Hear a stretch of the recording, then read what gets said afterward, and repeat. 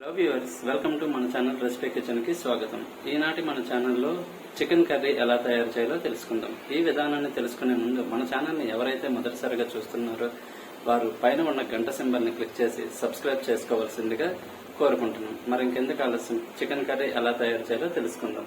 Chicken curry తయారు చేయడం కావాలన్న మిశ్రమాలు చికెన్ కర్రీ కావలసినటువంటి ఆనియన్స్ మరియు పచ్చిమిరపకాయలను సన్నగా తురుముకొని స్టవ్ మీద బాండీ పెట్టుకొని సన్నగా deep fry and brownish colour వచ్చే వరకు ఆనియన్స్ని ఫ్రై చేసుకోవాలి.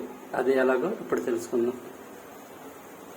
చూసారు కదా, ఈ విధంగా ఆనియన్స్ని ఆయిల్లో డీప్ ఫ్రై చేసుకొని బ్రౌనిష్ కలర్ వచ్చేంత వరకు వేగనివ్వాలి. తర్వాత ముందుగా శుభ్రపరచుకొని కడిగి ఉంచుకున్నటువంటి చికెన్ని మనం యాడ్ చేసుకుందాం. ఈ విధంగా కడిగి ఉంచుకున్న చికెన్ని మనం కళాయిలో వేసుకొని ఉల్లిపాయలతో బాగా మిక్స్ చేసి గరిటెతో 1 నుంచి 2 నిమిషాలు ఇలా మగ్గనివ్వాలి. ఇలా మగ్గనిచ్చిన తర్వాత మనం ఇలా చికెన్ యాడ్ చేసుకున్న తర్వాత దానిలోకి తగినటువంటి పసుపు, ఉప్పు మరియు కారంని యాడ్ చేసి దగ్గరకు వచ్చేలాగా మిశ్రమంగా చేసుకోవాలి. ఇలా మిశ్రమంగా చేసుకున్న తర్వాత దీనిపైన తగినటువంటి మూతను పెట్టుకొని ఒక 5 to 10 మినిట్స్ లో ఫ్లేమ్లోనే అలానే మగ్గనివ్వాలి.